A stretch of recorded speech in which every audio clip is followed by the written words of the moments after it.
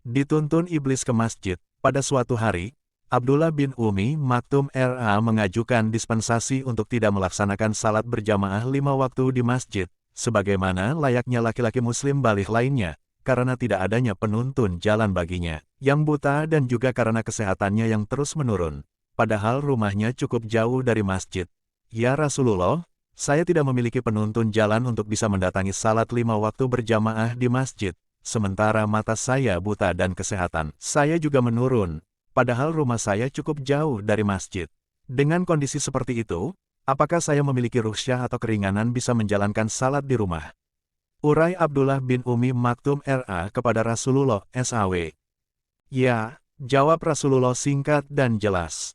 Demi mendengar jawaban Rasulullah atas pertanyaannya tersebut, Abdullah bin Umi Maktum langsung pamit kepada Rasulullah dan beranjak keluar, tetapi tiba-tiba Rasulullah memanggilnya kembali. Wahai Abdullah, apakah engkau mendengar seruan untuk salat 5 waktu? Tanya Rasulullah saat itu. Kumandang azan ya Rasulullah. Abdullah bin Umi Maktum balik tanya kepada Rasulullah. Ya Abdullah. Jawab Rasulullah lagi. Saya mendengarnya ya Rasulullah.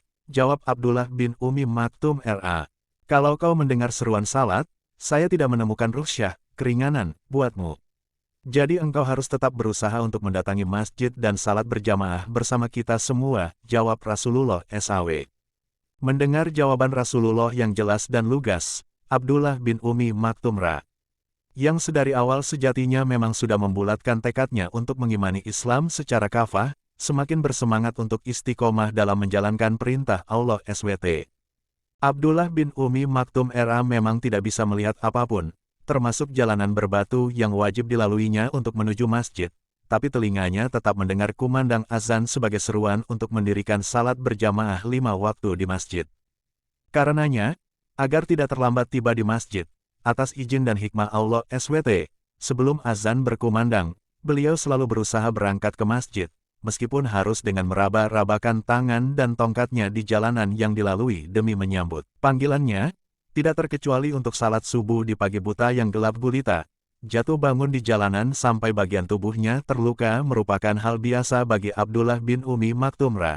hingga pada suatu pagi saat berangkat ke masjid di pagi buta, tanpa sepengetahuannya beliau tersandung sebuah batu yang lumayan tajam hingga tersungkur dan dari kaki dan wajahnya mengalir darah segar. Luar biasanya, tanpa mengadu sama sekali, beliau langsung berdiri dan sama sekali tidak mengindahkan darah yang keluar dari luka-luka di kaki dan wajahnya, kecuali hanya mengusap untuk membersihkannya saja. Selanjutnya, beliau tetap bersemangat ke masjid pada hari kejadian saat beliau terjatuh saja, tapi setiap hari, bahkan setiap datang seruan salat berkumandang dari masjid. Hingga membuat penasaran Abdullah bin Umi Maktum R.A.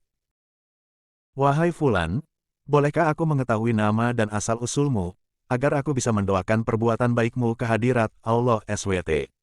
Tanya Abdullah bin Umi Maktum R.A. kepada sosok lelaki asing baik hati tersebut. Kau tidak perlu mengetahui nama dan asal-usulku dari mana dan jangan juga mendoakanku, karena sesungguhnya aku ini iblis. Jawab si lelaki asing baik hati tersebut. Bagaimana mungkin kau selalu mengantarku pulang pergi ke masjid, sedangkan pekerjaanmu mengganggu dan menghalangi orang yang beribadah kepada Allah? Jawab Abdullah bin Umi Maktum R.A. yang saat itu benar-benar terkejut, demi mendengar jawaban si lelaki baik hati yang ternyata mengaku sebagai iblis laknatullah. Ingatkan, saat kau tersandung batu tajam dan akhirnya terjatuh, sehingga kaki dan wajahmu terluka parah mengeluarkan darah segar. Saat itu, teman-temanku mencuri dengar berita di langit, ketika para malaikat saling berbagi kabar dan berkata bahwa Allah SWT telah mengampuni setengah dosamu karena jatuh dan lukamu saat itu.